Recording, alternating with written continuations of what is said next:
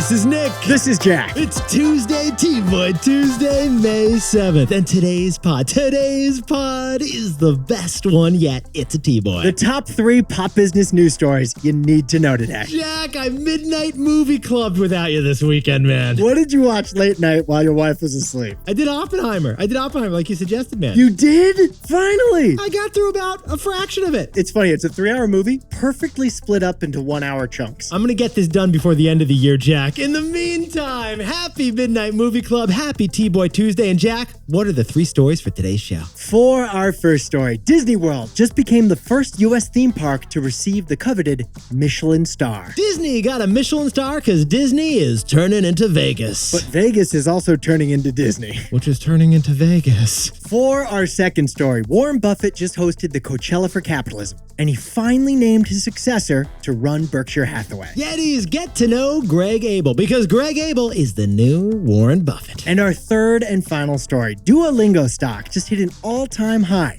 because your new Spanish teacher is really a chatbot. No comprendo. Don't pretend you can't understand me, Nick. Duolingo has invented the infinite language tutor, and Jack and I are jumping into the story. But Yetis, before we hit that wonderful mix of stories. What? A fantastic. No one else is doing this mix. Love this mix today, Jack. Everyone is obsessed with Drake versus Kendrick, Kendrick versus Drake. Yetis, this is the biggest rap drama since Cardi B versus Nicki Minaj. Never forget. This rap beef has gotten so big, you gotta cook it like a lyrical brisket. Yetis, on the one side is Kendrick Lamar, the Pulitzer Prize-winning poet-rapper. And on the other side is Drake, the superstar who makes songs and cinema and has hosted SNL twice. Yeah, let's whip out the geography here. Kendrick's from Compton, Los Angeles. Drake is from up in Canada. Now, for 10 years, these two rappers have not been fans of each other. But in the past week, they took the gloves off and things went nuclear. In the past week, these two rappers have dropped 6 tracks and counting, because this isn't over, dedicated to ripping on the other rapper. Yetis, the lyrics, they floated like a butterfly. The rhymes, they stung like a bee. But funny thing Jack and I noticed about this big rap beef, and what was it, Jack? It's actually not that different from like 2 guys battling in a Shakespeare play. It's not that different from Shakespeare. It's like 2 men yelling rhymes at each other. That is basically Shakespeare, Jack. That's what Mercutio and Tybalt did, right? I'm pretty sure the Montagues and the Capulets were basically Drake and Lamar. But here's the interesting thing about this rap beef. Yetis, when you add it all up, the beef is pretty good for business, isn't it, Jack? Because on Spotify, these diss tracks that have been dropped, they were the top streamed songs over the weekend. In fact, these diss tracks have given hip-hop its most streamed day of the year. And this isn't the first time rivalry has boosted revenue. Look at Coke versus Pepsi. Nothing's been better for Coke and Pepsi than Coke versus Pepsi as a competition. So putting on our capitalist hats, what should Lamar and Drake do next, Nick? Oh, what do we think, man? Pay-per-view, live TV, Saturday night. It's like Eminem 8 Mile in real life in Las Vegas. Hey, Reed Hastings, can you get this thing on Netflix or what? So Yetis, for this T-Boy Tuesday, Nick and I want to know. We want to know, what's another business beef? What's the best business beef? Is it Xbox versus PlayStation? The Frosty or the McFlurry? The Whopper versus the Big Mac? DC superheroes versus Marvel superheroes? How about Road Rules versus Real World Challenge, Jack? That's a business beef. Or how about a literal beef between actual beef and lab-grown beef that's happening right now? Yetis, Jack and I want to hear your best business beef. Hit us up at TBOYPod on Instagram. Or comment on Spotify and YouTube. Oh, Romeo, why doth thou drop that diss track on YouTube last weekend? Lamar, if you know, you know. Jack, let's hit our 3 stories. 15 years before this song, 2 boys from the Northeast met in a dorm. They had an idea that caused a cultural storm. It's the best one yet, but the best is the norm. Jack, Nick, that's it. I don't even think they need to practice. 50%, that's a fat tip. T-Boy City on your at-list. If you know, you know, cause we ready to go. We can't wait no more, so just start the show. Start the show. For our first story, for the first time in history, a United States theme park has received a Michelin star. Disney World just got the highest possible honor in restaurants, so we need to talk about Blendertainment. Yetis, Disney reports earnings today, but Jack and I, we couldn't wait to cover it, could we, man? No, we could not. All right, now, Jack, follow me on this one. When it comes to the Disney theme parks, what is your favorite cuisine of choice? What are you eating when you're down there? Ratatouille at Gaston's. Maybe the Buzz Lightyear bagels, the enchiladas at Epcot, Jack? I know you love the giant turkey leg. Historically, Yetis, Disney's cuisine has been limited to giant turkey legs and pancakes shaped like mouse ears. But here's the wild news. One restaurant at Disney World in Orlando, Florida, just earned a Michelin star. One restaurant in a theme park that serves funnel cakes all day just received the highest award in the history of restaurants. That restaurant is Victoria and Albert. It's just a short monorail ride to the Magic Kingdom. Jack, leave the pod son and the kids at the hotel because you can enjoy a 10-course culinary journey that starts at a cool $295 a person. They have semi-formal or formal dress code. Daffy Duck isn't allowed in the restaurant. Apparently, Cinderella thinks she's Thomas Keller. I thought you'd like that. I'm actually surprised I got that reference. Let's be honest. I am too. Yetis, this meal, they offer 500 wines from 35 different regions at a Disney World theme park restaurant. What are you going to see on the menu next? Jack, you're going to see the langoustines, the Wagyu beef, and Snow White and the 7 truffles. Apparently, Tinkerbell is seasoning everything with pixie dust. Jack, the miso black cod. Chef's kiss. It's magic. Now, when Nick and I cover the toy industry, like Legos or Mattels or Hasbro, we've talked about the rise of kidults in America. Kidults. I'm so glad you brought it up, Jack. Yetis, kidults, again, are adults who drive toy sales for themselves.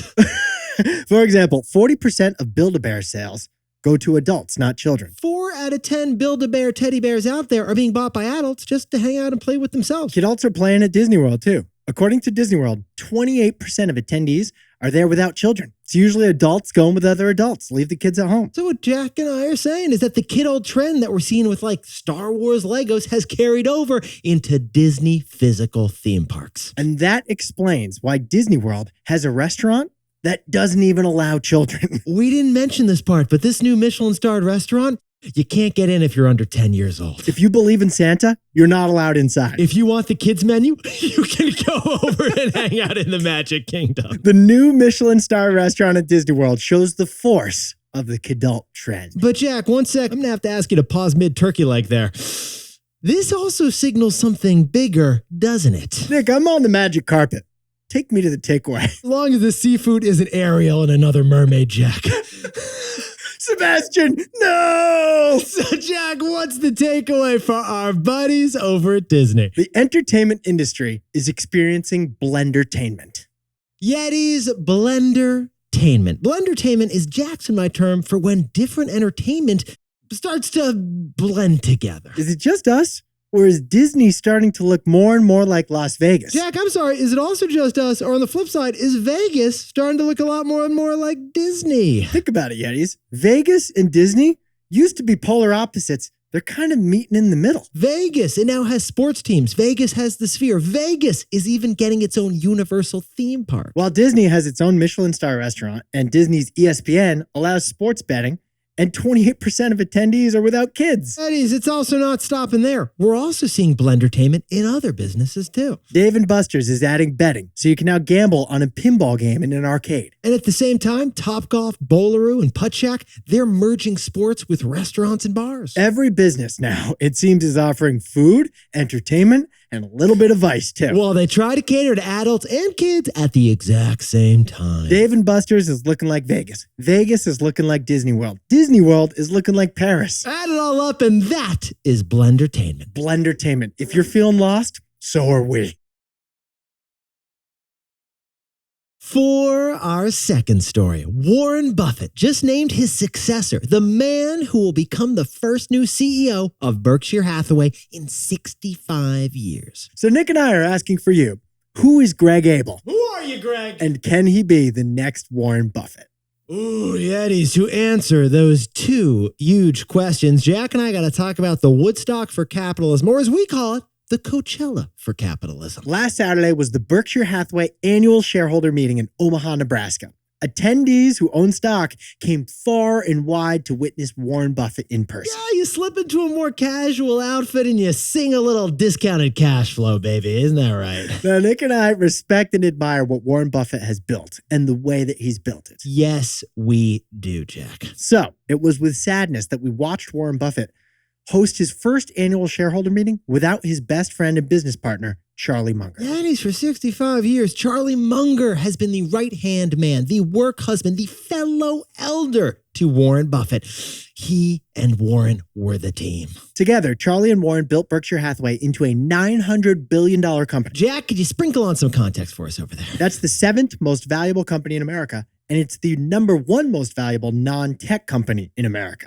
But this past November, Charlie Munger passed away at the age of 99 years old. So, Yaddies, if Jack and I had to add it up, from last weekend at this major Berkshire Hathaway annual event, the biggest theme was that mortality was in the air. 93-year-old investing legend Warren Buffett summed up the day with this quote. He said, "I not only hope you come next year, but I hope I come next year." But what Nick and I found fascinating about this story was this quote from Warren Buffett. Warren Buffett later said, "I think the responsibility of running Berkshire Hathaway ought to be entirely with Greg." Warren was talking about Greg Abel, who is now officially Warren's pick to be the next CEO of Berkshire Hathaway. Not cousin Greg, Greg Abel. Now, yet he's technically the board will choose the next CEO of Berkshire Hathaway, but Warren is pretty respected and revered, so who he recommends will probably be the next CEO. Which leads to the big question everyone last weekend and a lot of people in the business world are wondering, and what is it, Jack? Who is Greg Abel?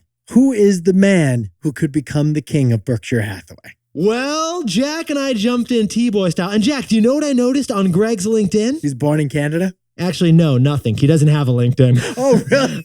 Yeah, he doesn't even have one. But Jack and I did jump in TBOY style, and we did discover this about Greg Abel. He's a Canadian who grew up in Edmonton and is a crazy Wayne Gretzky fan. And Greg Abel also has historically, from his childhood, had a knack for finding simple ways to make money. As a kid, he returned recycled bottles for money, like a lot of us did, actually. If you think about it, that sounds like the kind of guy Warren Buffett would like. Warren doesn't have a LinkedIn account. Neither does this guy. But besties, there are a couple other things that Greg does that Warren really likes. For example, Greg likes to get his hands dirty. For 25 years, he's improved operations of the divisions he's in charge of to boost revenue and cut costs. And when it comes to deals, Greg has also done the big game hunting. He's taken the lead in some of Berkshire Hathaway's biggest multi-billion-dollar acquisitions. But most importantly, over the last 25 years that Greg has been at Warren Buffett's company, he's worked down the hall from Warren. At the company's humble offices in Omaha, Nebraska. And he's probably returned a couple cans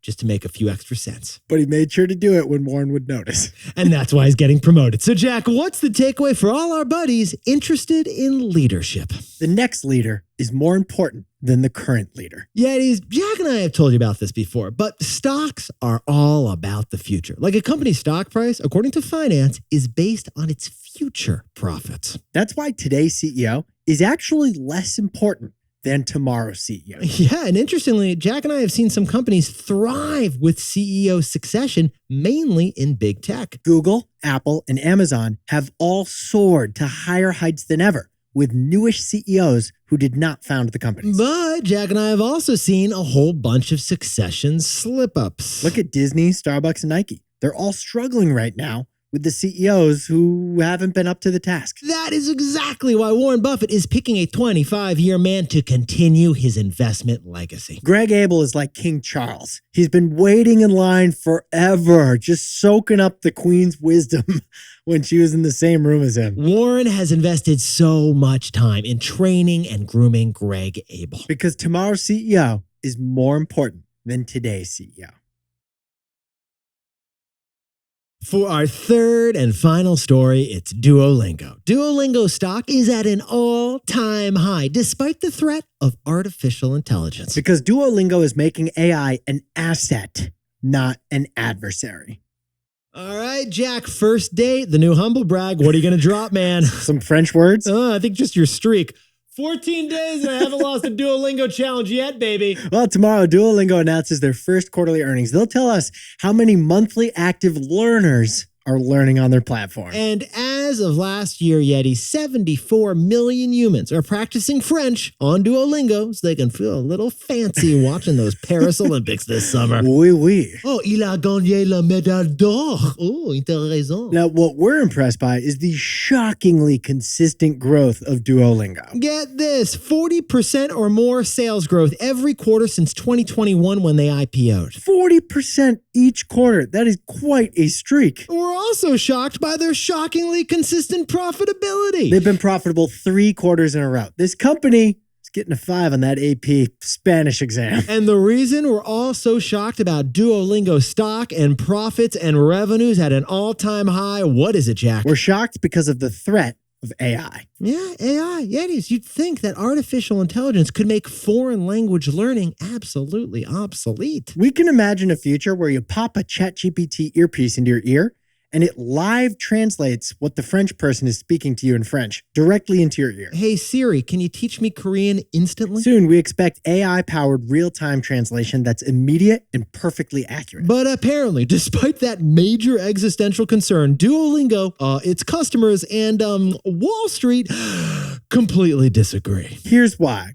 Duolingo thinks AI is actually the final piece to a perfect language learning app. We repeat, Duolingo is taking on AI by doing more with AI. What's going on here, Jack? They think AI will add to the app, not detract from the app. All right, Yetis, here's the fascinating story. Duolingo teaches you how to read, how to write, to use vocabulary, pronounce words in another language. That's the core language app. But there's one thing the app couldn't do. And that one thing it couldn't do was the most important thing to learning a language. And qu'est-ce que c'est, Jack? Qu'est-ce que c'est? The app couldn't have a conversation with you. That was the key thing they were missing, which happens to be the most helpful way to learn a language. The best way to learn a language, Nick and I can vouch from experience, me German, Nick Italian, it's talking to people. It's making mistakes. Study abroad if you have the opportunity. Jack, you got to be in Berlin, walking into the restaurant, ordering that doner kebab. Or you got to be in Florence, getting into that restaurant to order that panini. That's how you learn the local language. Unless you're conversing with the locals, making the mistakes, learning by doing, you're never going to become truly conversant in that language. So here was the problem for Duolingo's tech app. They couldn't do that because they couldn't scale that. They couldn't afford to pay a Spanish teacher for each Spanish student on the app. No, they could not, Jack. Until now. Duolingo has been working on AI chatbots to be your German, Arabic, or Korean practicing pal. Yetis, get this. Duolingo launched a role play. It's already available, in fact, and it's AI that's responsive and interactive with you like a human language partner. But it's more patient than a human language partner, so it won't judge you because you can't roll an R. Yeah, you get your NYAs down, Jack? It will patiently correct your mistakes and be willing to chat with you more, despite how bad you are. Maybe you're a little self-conscious about those umlauts. So you can practice in privacy with ChatGPT French. Yetis, that's what we're saying is so profound here. Duolingo has gone all in on AI, the very same technology that could existentially replace them. So Jack, what's the takeaway for our buddies over at Duolingo? For business and for us, AI can be your adversary or it can be your asset. Yetis, over the weekend, Warren Buffett also said this on Saturday. He said that AI scares the hell out of him. And we can all relate to that. But the forces of technology and AI, they're not going to be stopped. It's happening no matter what. Yes, they are. So where does that leave us exactly? Well, it leaves us with a choice. Instead of waiting for AI to kill Duolingo, Duolingo turned AI into a learning asset. In fact, Duolingo may have created the most practical consumer use case of AI that we've seen yet. Using an AI language chatbot to practice speaking a new language, that's the most effective daily AI tool we can think of. Oui. Well, Duolingo shows how AI can be both an opportunity or a threat, depending on how you handle it. For business and for us, AI can be your adversary or it can be your asset. Jack, could you whip up the takeaways for us for TBOY Tuesday? Disney World's first Michelin Star restaurant shows that they cater to kids and adults too. It's also Blendertainment, when food, nightlife, and entertainment are all blending together, and we're seeing it everywhere. For our second story, it's Warren Buffett. He named his pick for successor as CEO of Berkshire Hathaway. It's Greg Abel. Greg Abel, because according to finance, the next CEO is more important than the current CEO. How's your portfolio, Greg? And our third and final story is Duolingo. They're using AI to enhance their app with a conversation partner chatbot. And Duolingo is facing the choice we all have to make. Make AI your adversary or make it your asset. But Yetis, this pod's not over yet. Here's what else you need to know today. First, WeWork has emerged from bankruptcy with a brand new owner, and it is not Adam Newman. It's not Adam Newman. And it's not Masa either. It's Yardi Systems, a property management software provider, is now the majority owner of WeWork. WeWork is going to now shut down unprofitable locations and move on with a whole lot less debt. And second, the bridge in Baltimore that collapsed, it's going to get paid for by an insurance company. Chubb is going to pay the state of Maryland $350 million as part of an insurance payout for the bridge falling down. It's satisfying to see an insurance company do the paying instead of just getting paid. I feel like I'm just paying for insurance all the time. And finally, Sweetgreen is getting into dinner. Sweetgreen just launched their first steak nationwide, coming at you, Chipotle. We've said before, Sweetgreen's challenge is to get more tummy share. They want more of your daily meals. Well, 2/3 of Sweetgreen sales are lunch, so a steak strategy may get you into Sweetgreen for date night. It may get you into Sweetgreen for dinner time. Now, time for the best fact yet. This one sent in by Dave Pitluck from lovely Baltimore, Maryland. At Saguaro National Park in southern Arizona, there are beautiful cacti. And that cactus is also a metaphor for us. Get this, Yetis. The saguaro cactus doesn't grow its first flowers until it's 35 years old. It doesn't grow its first branches that it's known for until they're 50 to 70 years old. And this cactus is not even considered mature until it's 125 years old. So, Jack, what's the takeaway from the story of the cactus? You are never too old to do that thing you want to do. Besties, you still have plenty of time to accomplish your big thing. A cactus is 50 when it grows its first branches. It's over a century old until it starts being a teenager, basically. Your best days are ahead of you. Just look at a cactus. Yetis, you look fantastic for TBOY Tuesday. And honestly, we would be very curious to know, Jack, would you drop $400 on a 10-course meal over in Disney?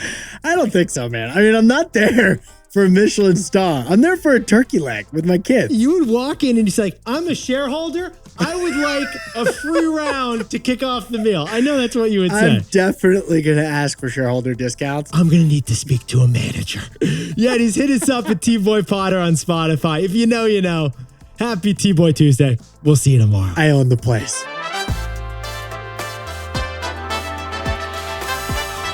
And before we go, congratulations to Yeti's Jamie LaMotta and Adam Katzenbach in lovely Los Angeles, who just got engaged and their dog Hobson is stoked. Congratulations to Rich Sternum in Charlotte, Vermont, who just enjoyed his last day of work ever. Retired and ready for the next adventure with Polly. And happy birthday to Yeti Rowan Gardner, who's turning 1 year old in St. Louis, Missouri. Happy first. And a huge happy birthday to little Sophie Panzer in Montclair, New Jersey. And a happy birthday to Albert Jacobishin in Fairfield, California. Getting ready for some physical therapy school kicking off next semester. Oh, my knee. And a big shout out to Shannon in the Presidio of San Francisco. Just a big fan of the show. Shannon, hope you had a great time. I told Jack you said hello, and we both just wanted to say thanks. And to anyone else who's celebrating something today, make it a T-Boy. Celebrate the wins. This is Jack. I own stock of Berkshire Hathaway, Amazon, Disney, and Netflix. And Nick and I both own stock of Apple and Spotify.